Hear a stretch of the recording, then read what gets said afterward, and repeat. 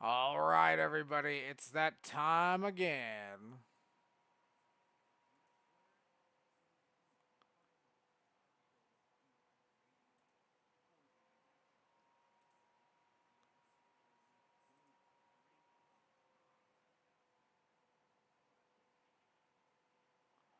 Absolutely, Jakes. Listen, we all love our classics here on CFM. We all play the hell out of them. And you know what? I gotta say, people. We're gonna talk about it in a minute here, but people like to say that this year at the Game Awards had a crowned a new classic. I don't know if I quite agree with that, Drix, but we'll talk about it in a minute.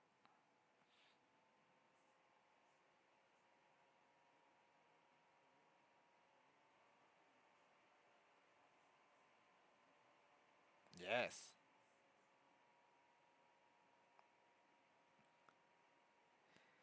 Boy, what an award show it was. Live performances by Evanescence. All the big names in gaming were there. I'm pretty sure every every major voice actor was there from most video games that you know and love, such as Baldur's Gate 3 and Expedition 33. Indeed, I think even Norman Reedus, I believe, was there as well. Ah, but that funky fetus is now a tricky toddler, right?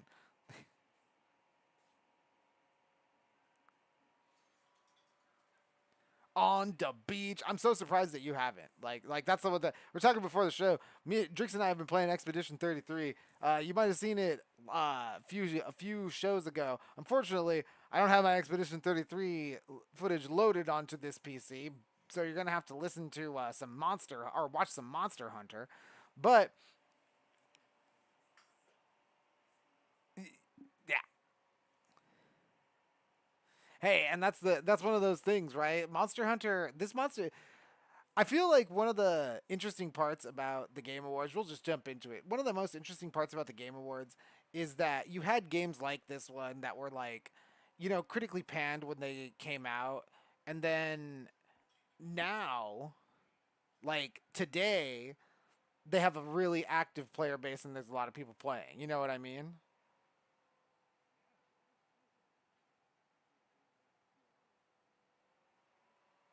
Yeah, exactly. And because there's a couple of games I believe that kind of got left out to dry. I think, funny enough, Monster Hunter World was or Wilds was one of the ones that kind of got left out to dry from this year. The other one I think that got left out to dry this year was Split Fiction.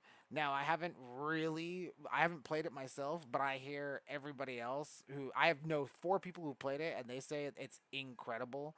It's just as good as It Takes Two, and I loved It Takes Two. Yeah, same developer. Damn, Drix, you and I should play that shit. We should play some Split Fiction. Fucking yeah, as we do the so we're not gonna jump from game to game or from segment to segment or anything. We'll just take it slow or take it nice and easy and try to get through it a little bit quicker. So Drix, what what was your favorite part of the Game Awards this year? Did you like any of the performances? Which game did a game you want to win?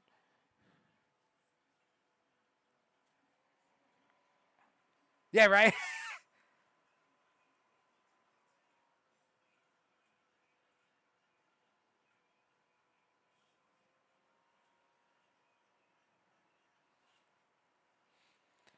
Definitely trying to bring back. Funny enough, definitely trying to make a retro feel or like a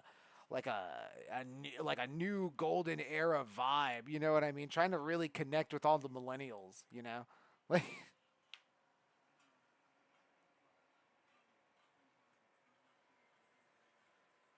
yeah, the mobile game.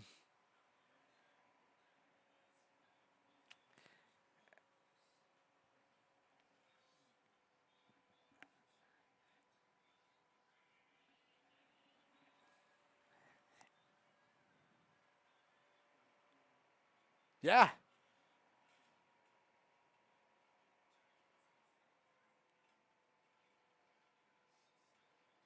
for better or worse. Yeah.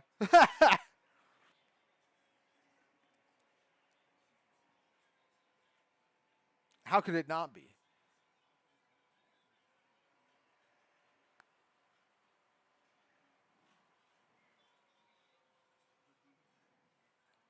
Yeah, just ever in the world.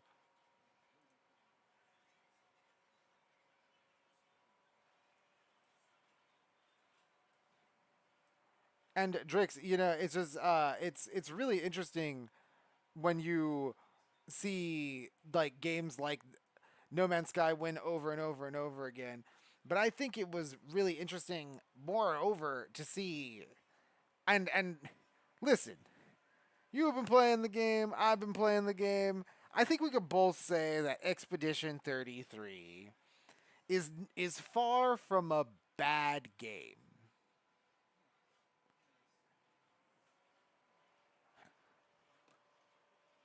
Nah, nah, yeah. Yes.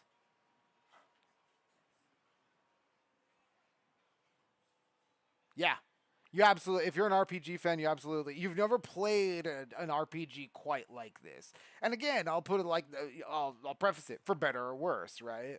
Like, the thing that I think that Expedition 33 does, and one of the things that I think a lot of people have struggle articulating when they experience it is Expedition 33. Funny enough, now that I've had time to sit and like ruminate on it, because I don't, as a J, you and I are pretty big JRPG fans. We play a lot of JRPGs.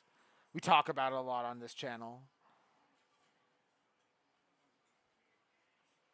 Yeah, yeah, RPGs are great. I'll say it like this: one of the first playthroughs that we completed on our Twitch channel was Jade Cocoon, right? So like we know our JRPGs.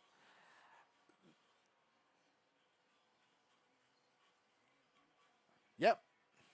Yeah. So like we know our and I don't know if you guys saw the last year's CFM awards, but Ben played pretty much every JRPG there what that came out last year. Like I don't know, so when it comes to the genre, we're pretty versed, and I feel like the thing that Expedition 33 does is it's like a tastemaker almost. It will when you play the game and it sweeps you off your feet. It might be a case where I feel as though you're kind of justified in thinking maybe you've never engaged with this genre in this way before. You know what I mean? Like because I can see.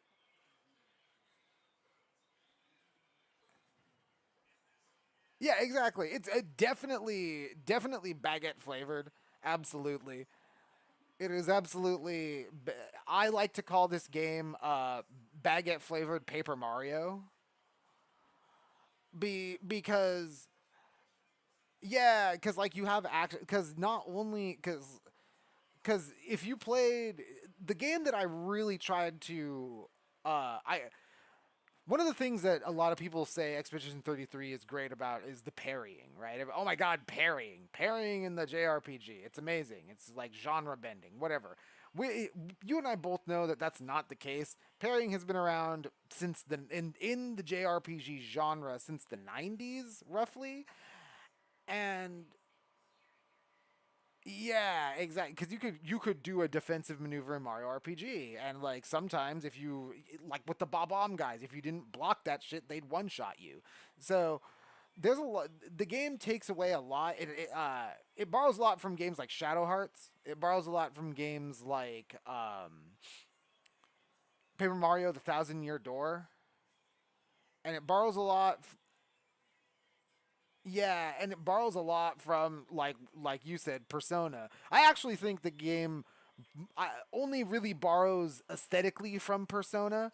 I think when the rubber hits the road, if you look at the the funny enough the battle system, right, for what it is, like if you take away if you focus on the player options of what you could do in combat and take away the parrying aspect, it really reminds me of Lost Odyssey.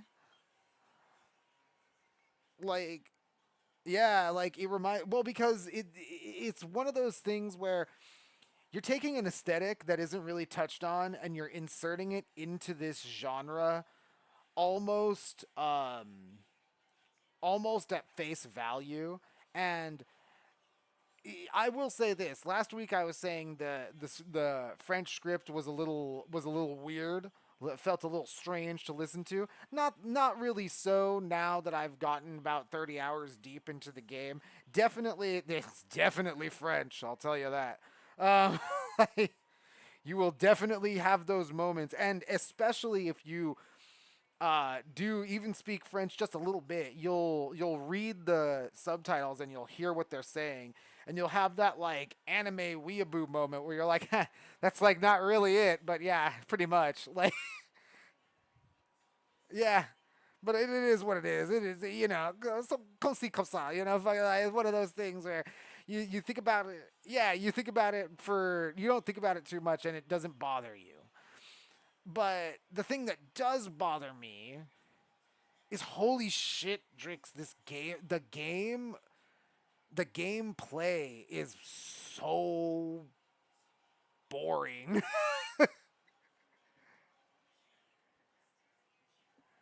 Yeah. And if you are fighting, you're actually kind of like more like playing Parappa the Rapper because yeah, because like you every enemy has like their own little like combo attack they do, and then you just kind of at this point I literally just go, oh man, and like just go kick punch. It's all in the mind, and then just wait for that shit because the game even kind of encourages you to play like that because you could take no damage. And you could get a bonus to your XP at the end of the battle. You rapping cool, and then like you could if you take a little bit of damage, but you like parry it out and you win in the end. Hey man, you rapping good. Or you could just straight up die and they meant you rapping bad. Like yeah, exactly. And I loved it until I didn't type of thing. Like yeah, I really loved it until I really didn't because there are and I'll say it like this again, this game is gonna be one of those games. It's like a taste maker. It's like you're gonna play the game or you're going to experience it in some way, and you're going to that's gonna say a lot more about you as a gamer than what the game is actually doing and saying.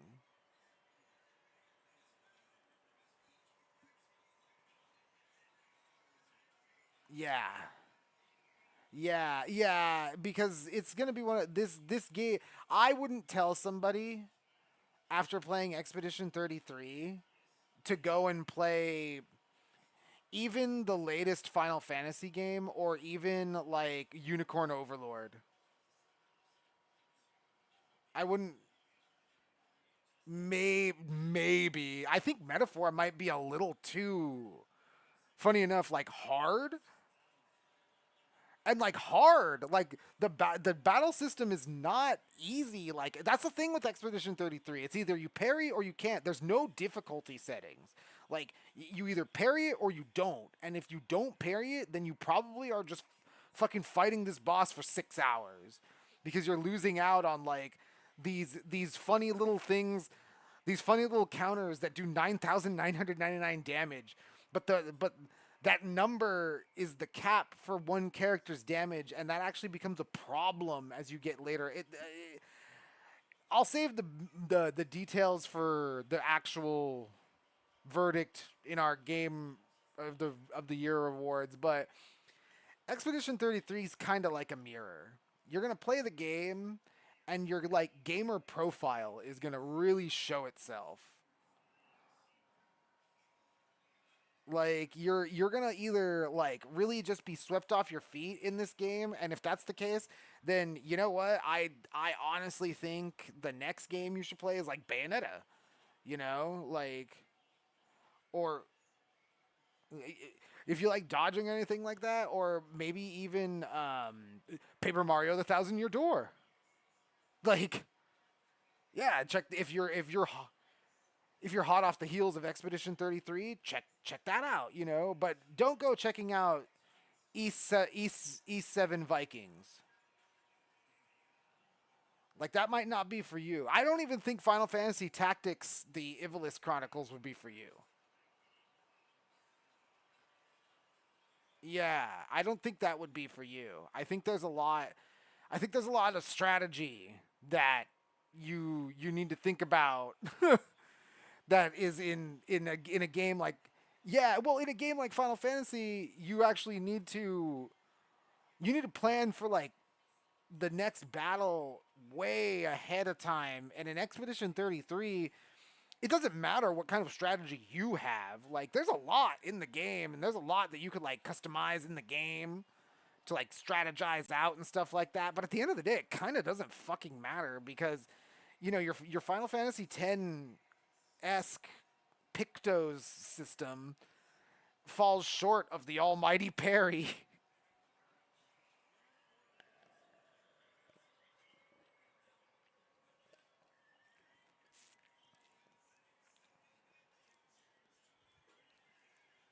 Yeah, yeah, you're gonna hit this. You're gonna get and yeah, you don't even need any of that shit. There are literally fights in this game that are all parrying. I fucking wanted to like just jump out a window because I'm like, do I get a turn? Like, ugh.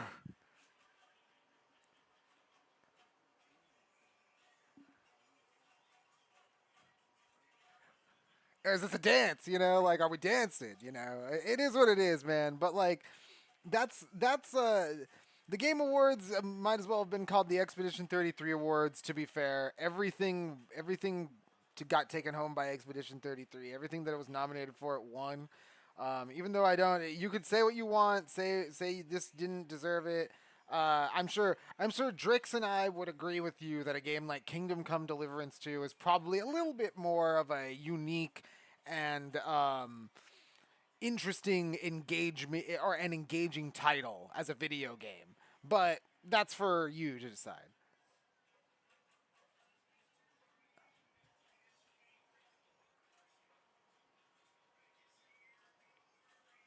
Yeah.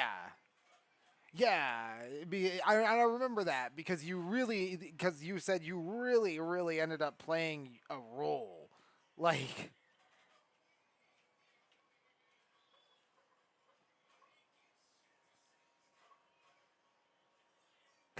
hell yeah. But that's it for our impressions of the Game Awards. It was as always. You know what? You got to give your shout out to Jeff Keighley. He runs the Key Leaves pretty well. Um, if you could love him, you could hate him, but you gotta respect the guy because he's out there every year, and he's really. If you look in Variety, we're gonna get to it later, but you look in Variety, you look in these access media publications, they talk about the Game Awards as if it's like the Oscars. So this is it. Yeah, this is it. So love them or hate them. You know what? If you don't like the game, this is what I tell people all the time, Drix. You don't like the Game Awards? Watch the BAFTAs. Watch the Dice Awards. Right? We report on those.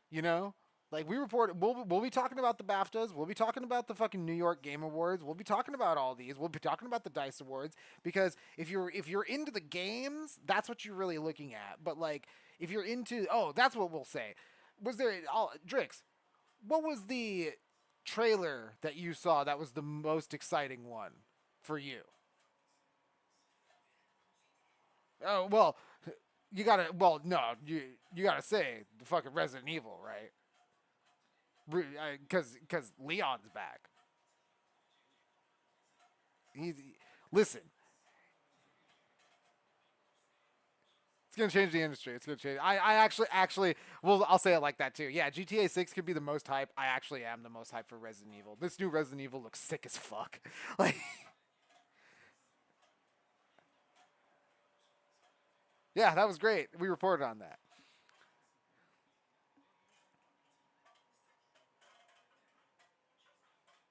Exactly. We'll tell you everything you need to know. Just again. Check out the Game Awards trailers. We agree that Resident Evil is pretty much like one of the coolest looking things that you could play next year. So if you check out any trailer, check that one out because I don't know about you, Jix, but Capcom they just keep tearing it up, and I'm loving it.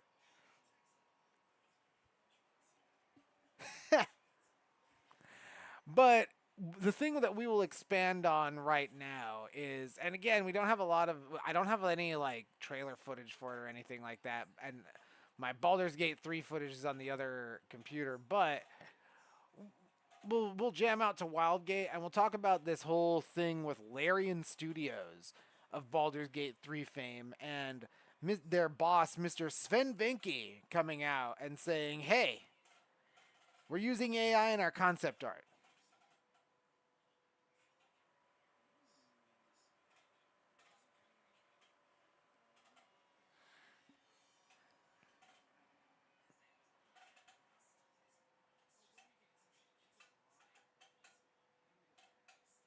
Right.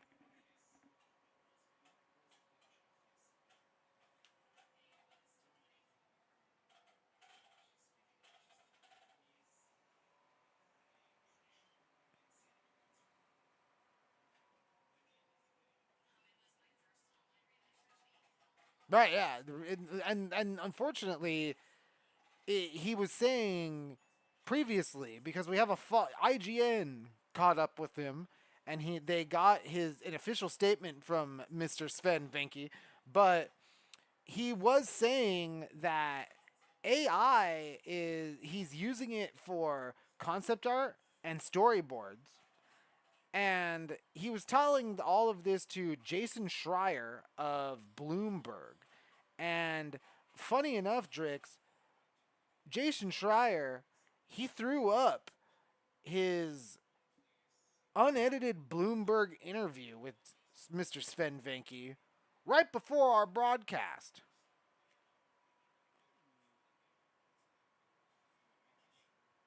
And he's so we'll just read it right here. This is the raw Jason Schreier, unedited, I should say, Jason Schreier portion of the generative AI portion of the interview with Sven Venke for Bloomberg.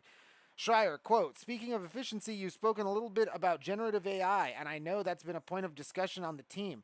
Do you feel like it can speed up production?" Sven Vinky, in terms of generation, like white boxing, yes, there's things, but I'm not 100% sure if you're actually seeing speed ups that much. If you're trying more stuff, having tried stuff out, I don't actually think it accelerates things because there's a lot of hype out there. I haven't really seen, oh, this is really going to replace things. I haven't seen that yet. I've seen a lot where you initially get excited, oh, this could be cool, and then you say, ah, well, in the end, it doesn't really do the thing. Everything is human actors. We are writing everything ourselves. There's no generated assets that you're going to see in the game.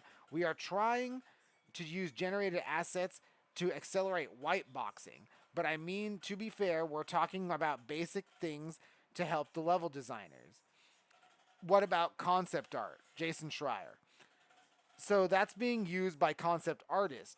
They use it in the same way that you like they would use photos. We have 30 concept artists at this point or something like that. So we bought a boutique concept art firm at the moment that everybody was using reducing them because they were going to AI. In our case, it just went up. If there's one thing that artists keep on asking for, it's more concept artists. But what they do is they use it for exploration. Schreier. The other thing I've seen being used for more and more is placeholders and stub dialogue. Well, Vinky. Well, yes. So it depends on the scripter. In our case, what we do is white boxing, means that the scripts put stub text in there. Some scripts, oops, some of the scripts you use a use ChatGPT and some will write it themselves. It's really up to them. Schreier cuts in, but you found that it's not actually speeding things up. It's just kind of allowing for more experimentation. Vinky, well, in the sense that speeds it up because your experimentation is broader. But I mean, it's not as if their dialogues are suddenly being implemented smarter. And on the contrary, it's not as if you're seeing the scripting going faster. What's happening is there's just more stuff being done. But I mean, if you use Chat GPT, it just helps you organize things, gets you a faster. Jason Schreier interrupts until it screws up, and Vinky, right? You will you will still always have to alter it yourself. And I'm not and I mean I'm a non-native English speaker, so it's easy for me to make phrases without mistakes. So it helps with that.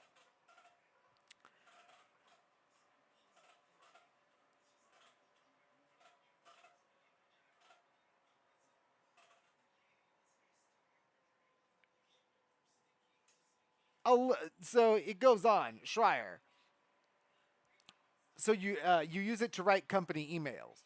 No, Venki. No, no, no, no, no. I mean, like putting it in there to see. Okay, this is a clean version of my text. So what's happening is what I write I write with worse grammar now, and then I use it to clean my text, and then I have to go over it again to clean it up again. That seems like it would take more time, says Schreier. Vinky, yes, I know, but I have the feeling like my phrases are better. Schreier, yeah, right, Schreier, your English is pretty good. You don't have to worry about that much. Vinky, I think experimentation, white boxing, some broader white boxing, lots and lots of applications, and retargeting and cleaning and editing. These are the things that just really take a lot of time. So that allows you to do more. There's a lot of value in there in terms of the creative process itself. It helps in doing things, but I haven't seen the acceleration. So I'm really curious to see because there's all the studios that said, "Oh, this is going to accelerate." If you look at the state of the art of the games industry today, or video games today, these are still in their infancy. Will they eventually manage to do that at large scale? I don't know how much data centers they're going to need to be able to do it. Schreier, it just seems like it's causing more if it just doesn't seem like it's causing more efficiency. So why use it? Vinky, this is a tech-driven industry, so you try stuff. You can't afford to not try things because if somebody finds the golden egg and you're not using it, you're dead in the industry. Schreier, okay, but the downside, though, is that it's so poisonous, controversial to players, to artists, to creative people in a way that other tech isn't. Maybe Photoshop used to be back in the day? Vinky, I think it would. I think you would find the same argument back in the days for a lot of things, right? Anything that has been automated has always considered. I think the part of this job is to make sure that you are competitive and state of the art. So if you don't look at the state of the art, you will eventually regret it. That's going to be even worse for the developers. So, in the unedited portion of the interview, Blarian boss Mr. Sven Vinky says, "We're doing it to have more broader experimentation, but I don't see the acceleration." Then is asked point blank, then why use it? Because it's state of the art. Because everyone else, and if you don't do it, then you're not competitive. Drix, what the fuck is going on?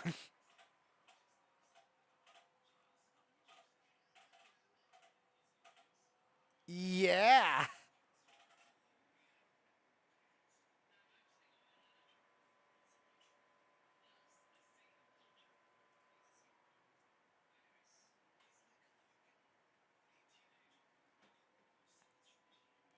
It is insane.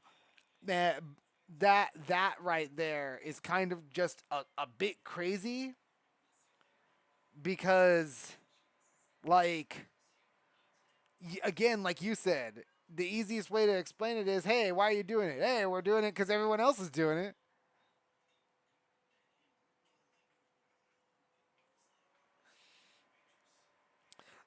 So we said that IGN got the response in their article titled, quote, Larian CEO responds to Divinity Gen AI backlash. Quote, we are neither releasing a game with any AI components, nor are we looking at trimming down teams to replace them with AI. That's the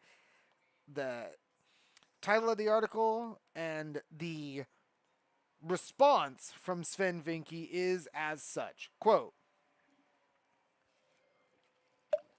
we have been continuously increasing our pool of concept artists, writers, and storytellers are actively putting together writer rooms, casting and recording performances from actors, and hiring translators.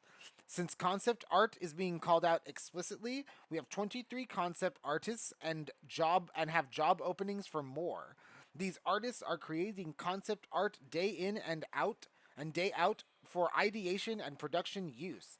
Everything we do is incremental and aimed at having people spend more time at creating.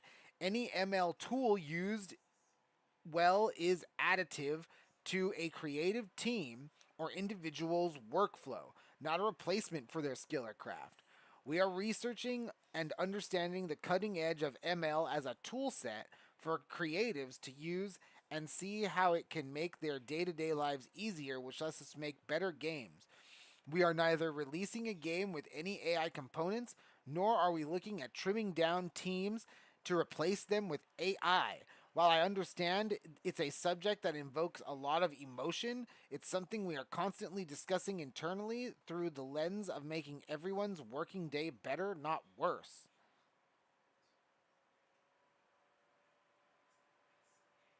Yeah, exactly. And then on X, he posts Sven Binky himself at Larian.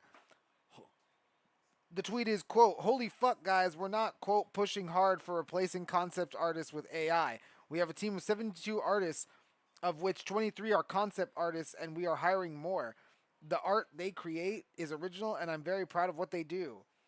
I was asked explicitly about concept art and our use of generative AI. I answered that we use it to explore things. I didn't say we use it to develop concept art. The artists do that. And they are indeed world class artists. We use AI tools to explore references, just like we use Google and art books. At the very early ideation stages, we use it as rough outline for composition, which we replace with original concept art. There is no comparison. I talked about how we use ML here if you would like to know more, and he links to a GameSpot article. We've hired creatives for their talent, not for their ability to do what machines suggest, but they can experiment with these tools to make their lives easier.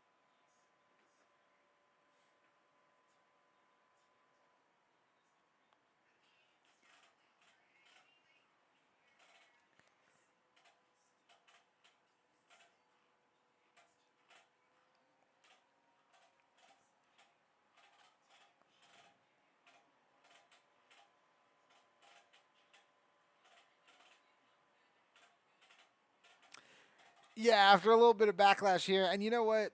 Whether or not you think that he is justified in doing it, the one thing that you can't ignore is that he essentially said we're doing it to do it.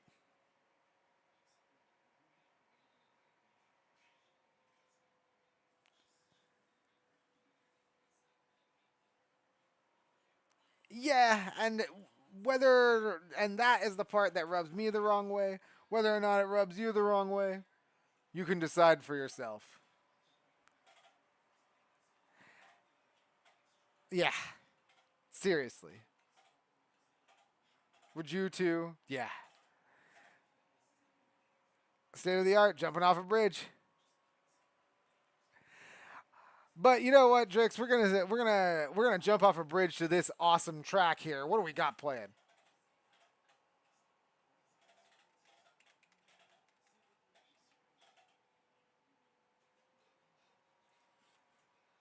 King Kid Icarus Uprising, CFM Radio. CFM Radio. We'll be back.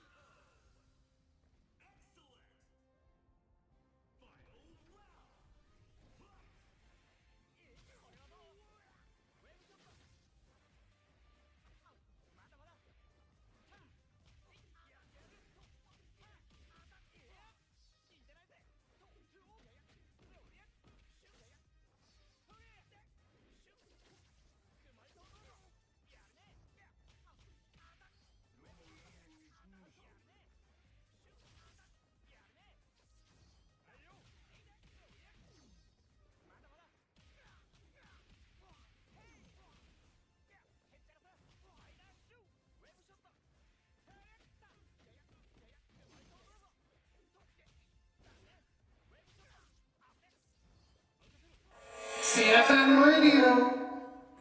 CFM Radio, we are back.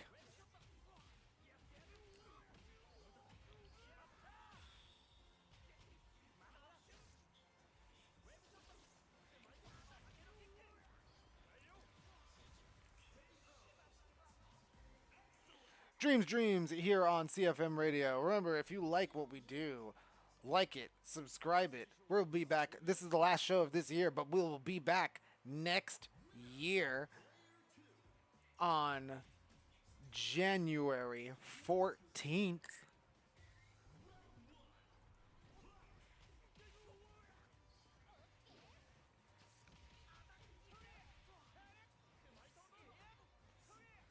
Yeah. Yeah, we're not out here doing any marketing for anybody out here.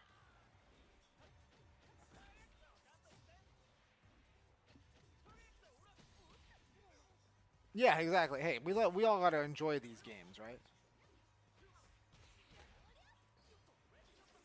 But we're about to talk about a game that Drix played that you know what, we were talking about it before the show and I don't really know if he enjoyed it or not. I think he might have been more scared by it because this one is she's leaving. And I don't know where she's going, Drix.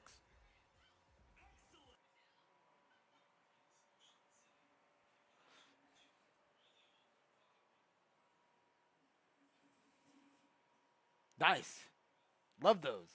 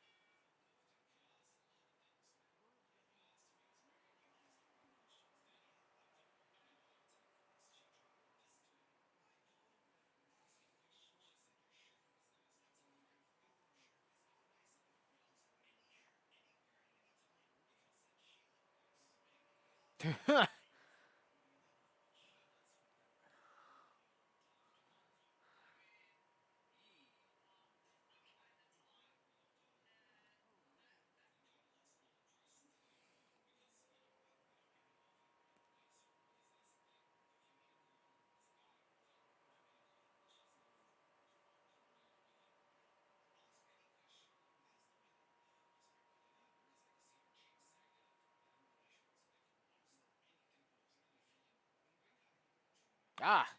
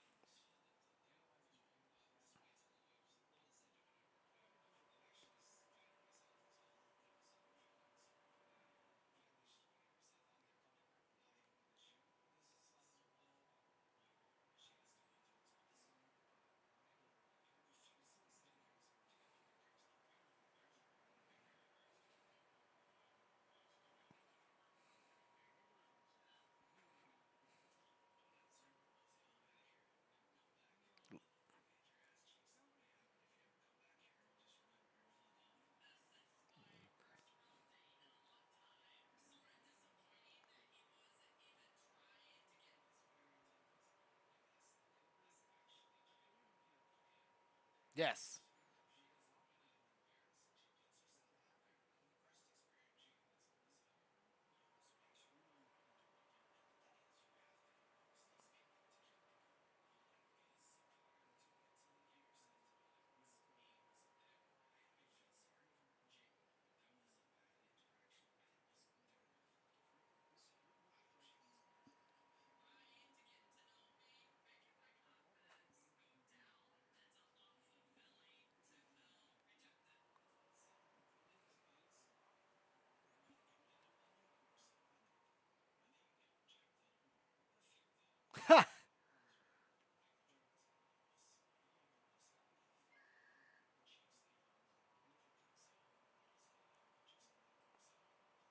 Ooh.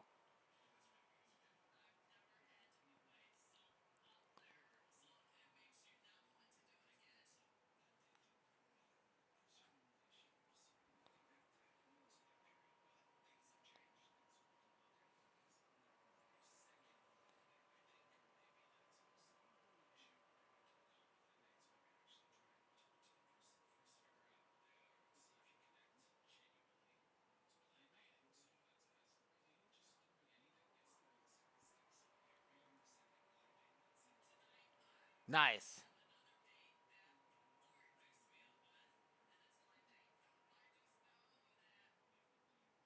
Yes.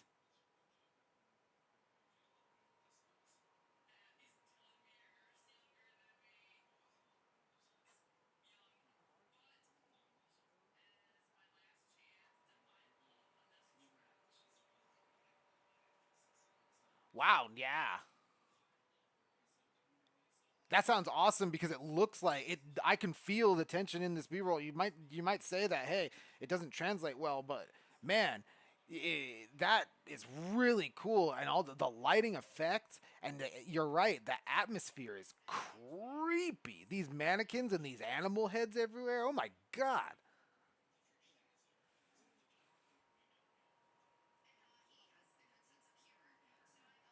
Yeah. Oh shit.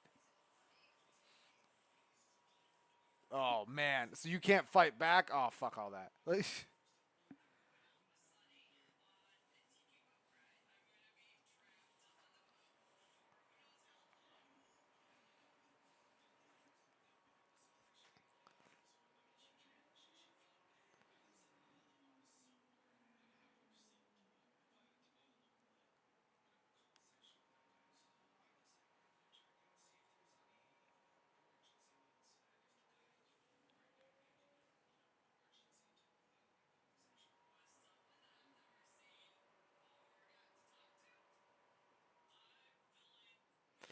So, so when push comes to shove, and when you're actually in there doing the gameplay loop, are you more worried about running into the guy, or are you really just trying to get your blood splatters, or do you really not know until it's too late?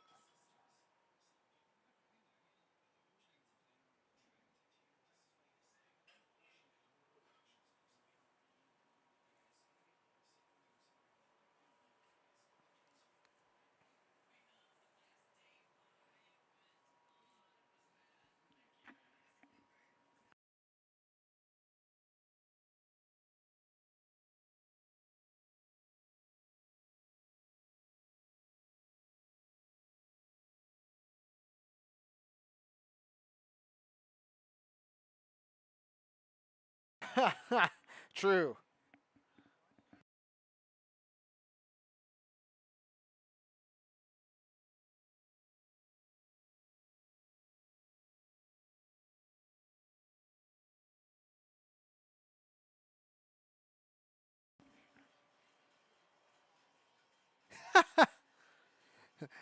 This is not OSHA compliant.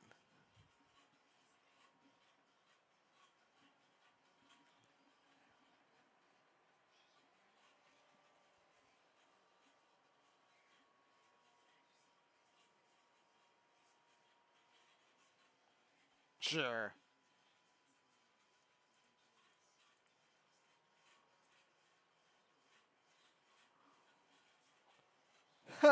Hey, that's not a bad thing though if it's a horror game. Doing its job kind of thing.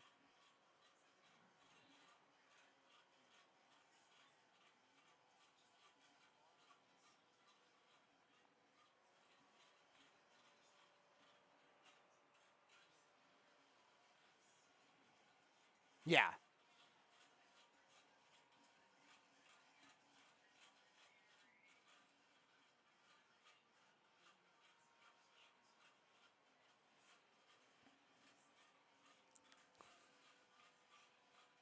Oh wow, yeah. I wow.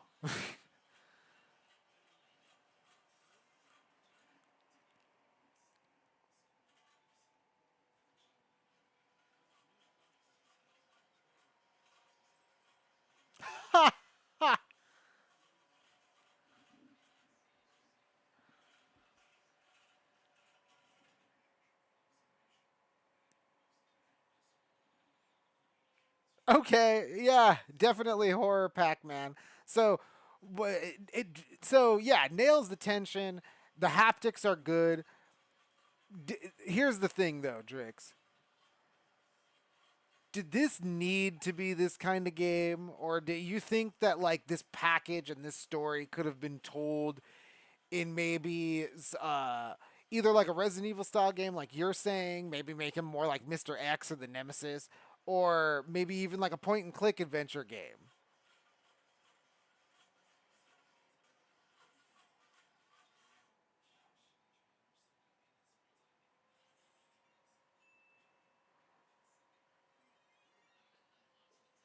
Hmm.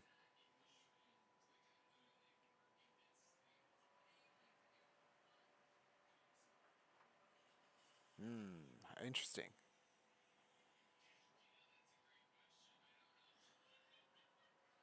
Interesting. Yeah, I understand.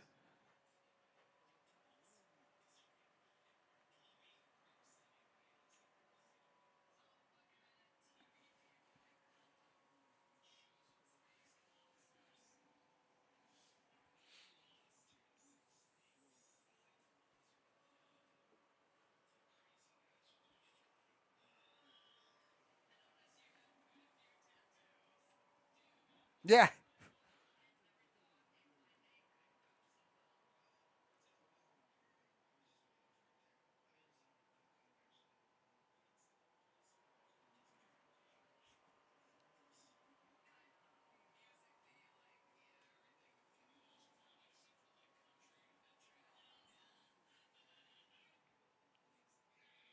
Oh wow.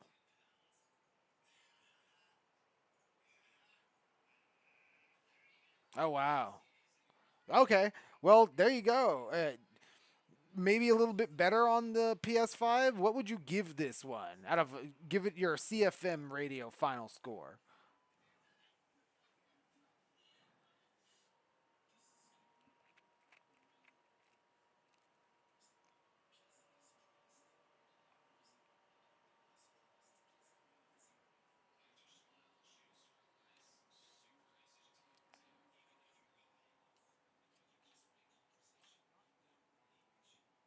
Hmm.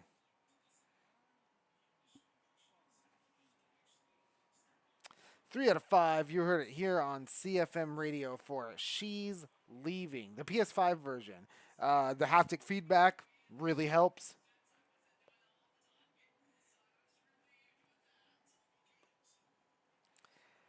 And everybody, unfortunately for this week for new releases, we don't have a lot. I'm going to run through them really, really quick because that's just what we do here on CFM Radio. No trailers. We have Layers of Fear, the final masterpiece for Nintendo Switch 2. That is a definitive edition of Layers of Fear. Splitgate Arena Reloaded. That is the relaunch of Splitgate 2. That is coming out on. Oh, that's out today. The Layers of Fear comes out Friday. Splitgate Arena Reloaded, PC, PS5, PS4, Xbox, Xbox One, Xbox Series X, right now, free to play. The Nintendo, what's up?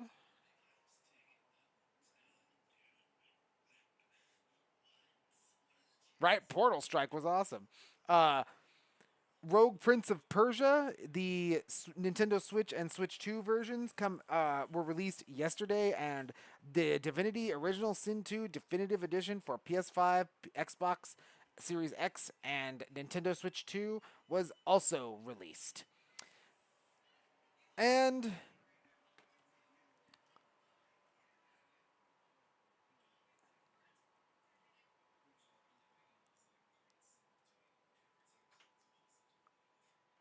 and finally, we're going to talk briefly about Mr. Matt Booty and his yes, booty and his talk with Variety this our last week because he spoke with Variety on the 11th, and the headline is Xbox Game Studios boss on Taylor Sheridan's Call of Duty movie launching south of midnight for PS5 and Switch 2, and big plans for Dev Direct in January. And yes, they are talking to the one, the only, the destroyer of Midway Games himself, Matt Booty.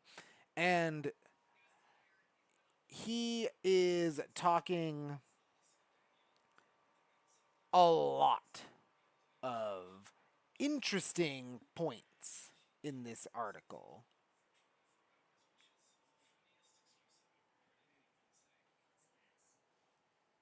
Yeah, yes, absolutely. And oh boy, sheesh. Can't wait for that one. Ha. So, here's the thing. Matt Booty, we're going to cut through the cake here. Matt Booty says there's big things for next year for Xbox.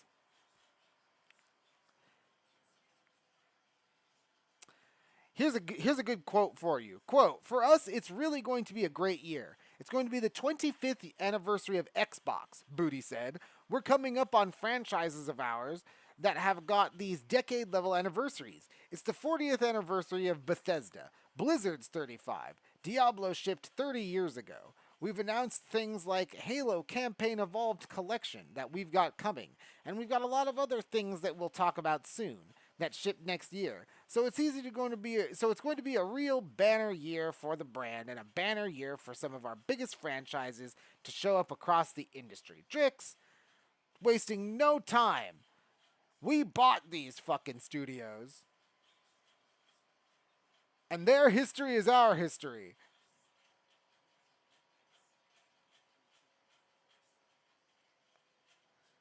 Drix, did you know that Diablo was released 30 years ago? That's a Microsoft game.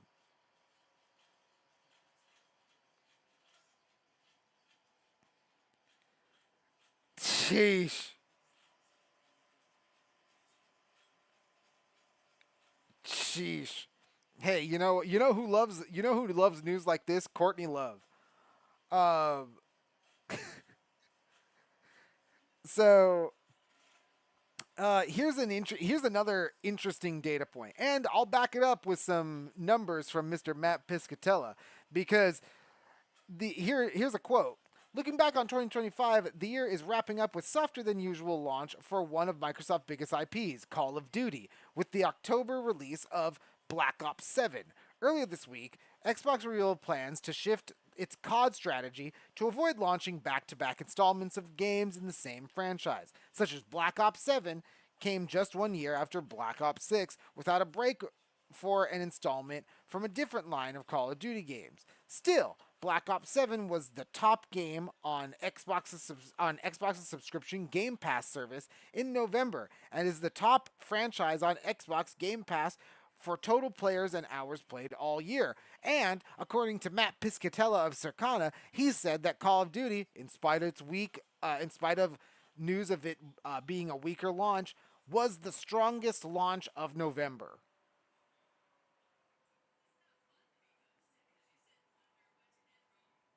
on Game Pass.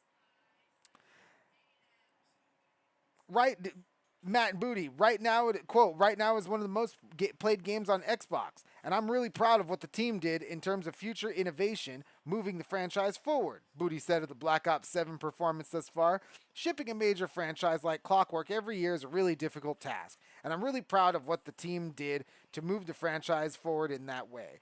And the interesting thing about Call of Duty is I think that as an IP, it is really well positioned to continue to deliver content for players moving forward. The system of seasons, and it's not just about the launch, but it's kind of its own unique category and ability in terms of how the team keeps delivering content throughout the year. So we're really happy with where we've landed with that." Drix, it's just too hard.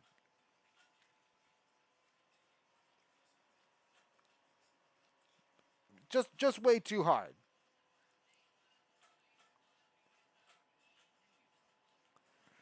I love games, but I'd never, ever, ever, ever, ever want to make one.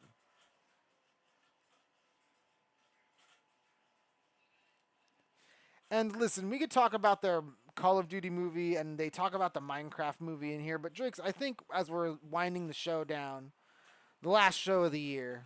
As it winds down, we're going to talk about one of the things that was one of the biggest stories of this year. The increase of price in AAA games. You saw it with Mario Kart World. It was an $80 game. Uh, and Microsoft tried to jump on this bandwagon with the Outer Worlds too and make it an $80 game, but they rolled that back.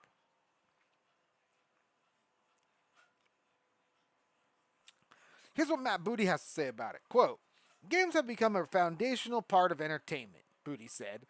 And as such, we're seeing these valuations and transactions that really reflect their place in modern entertainment and what the collective value of somebody like Electronic Arts, with decades of franchises, speaking of things like Madden and Football Club and The Sims, and all the work they've done, I think it just reflects the value that exists in all of that gaming IP, and what its value is. I'm certainly not an M&A expert, but I would look at the value of the transaction really being about the forward-thinking value of the IP and the stories and what they've created, even more so than necessarily the static or rearward looking value. The conversation of value trickles down to the consumer level with the question of increased prices for AAA titles. Over the past year, Microsoft has experimented with the cost of its top releases, first announcing an $80 price tag for The Outer Worlds 2 and then rolling it back to the standard $69.99 upon fan backlash. Booty says the company is still evaluating its approach to pricing in the future. Quote, our whole focus is delivering on player satisfaction and delivering player value. And we're always going to be listening to what people want there, Booty said. We've reacted in the last year, and I think for us, the real focus is going to be, I'll come back to the phrase, meeting people where they are. I think there's going to be less of a focus on what's top line price of a game as people start to engage in different ways with games. From our point of view, monetization just happens in so many different ways right now. We're going to continue to listen to feedback from fans. We're going to continue to balance with needing to run the healthy business. But right now, on the content side, we don't have any pricing updates. Well, hold on, Mr. Booty. You just said that while you're no M&A expert, you think the value of the transaction is about the forward-looking value of the IP and the stories they've created. So when you're talking about your Outer Worlds reference, Mr. Booty, are you saying that the Outer Worlds doesn't have any forward-facing and forward-looking value? So you rolled it back to $70?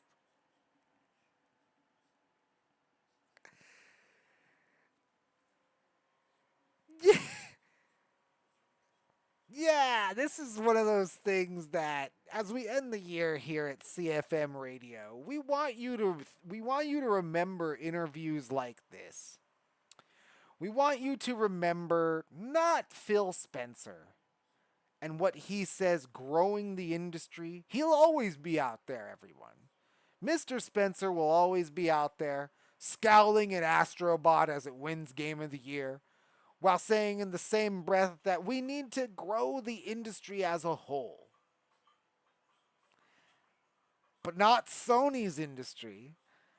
And you'll have him say a lot of nice little buzzwords.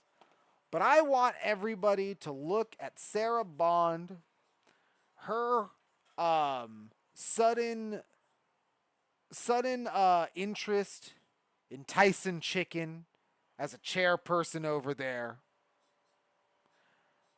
I want you to look at and listen to Mr. Matt Booty when he tells you that the transaction of a game, when you're talking about something like EA, is you're thinking about this franchise and the IP and the forward thinking value of that experience. But when you're thinking about 25-year Xbox with the backing of 40-year Bethesda and 30-year Blizzard, We launched Diablo 30 years ago. When you we want you to think about these IPs. But okay, you're right. This game's not worth $80. We're going to roll it back.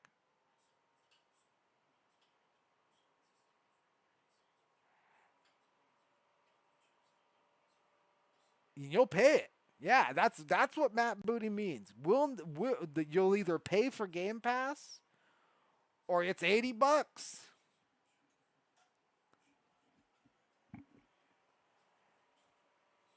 on Game Pass. Hey, there's just so many ways to monetize. It just happens.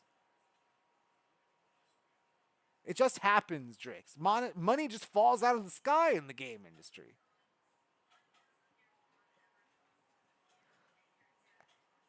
Yeah. So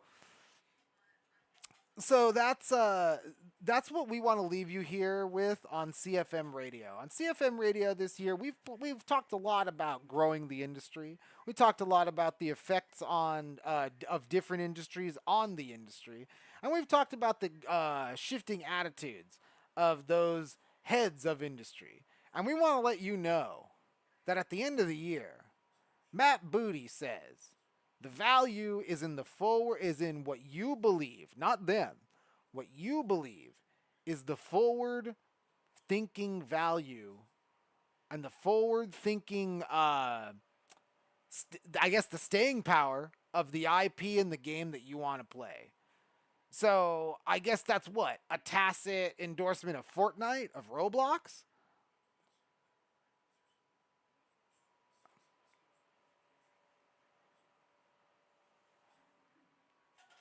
That's what we're going to do. And you know what? But I mean, that could be cool for Matt Booty and everybody over there at Xbox. But Drix, for our money, I think it's time to play some video games.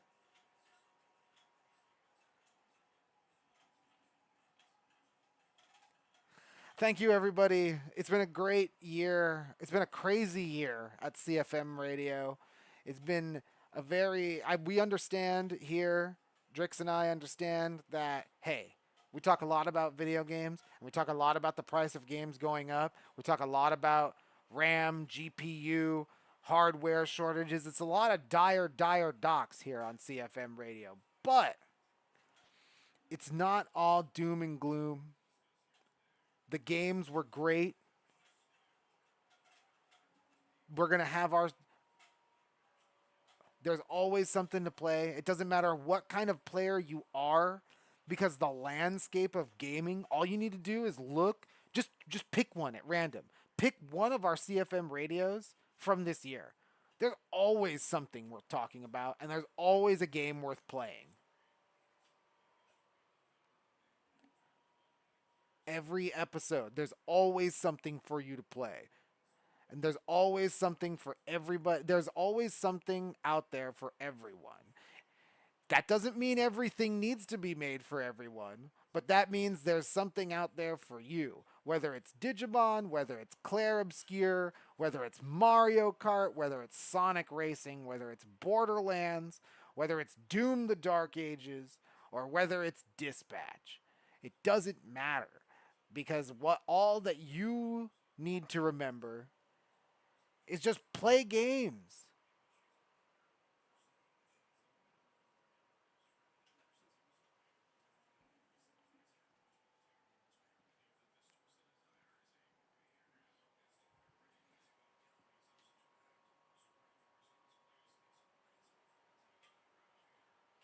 Yeah, that's what's up. Games bring people together. Games create memories. Games make friends, and games are always great times. So everybody will tell you, "Oh my God, go put your phone down, go take a hike. Oh my God, put your phone down, unplug." I'm not saying anything like that. I'm telling you, put your phone down and play some fucking Mario Kart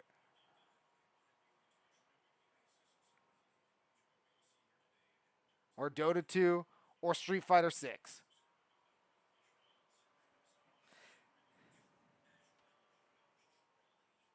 Yes.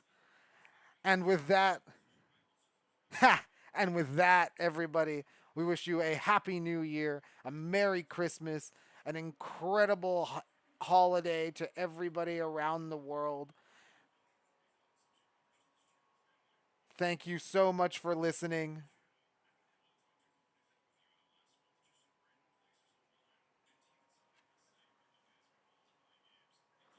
January 14th, the first CFM Radio of 2026. February, top of February, CFM Awards. Be there or be square. Have a good night and have a great new year.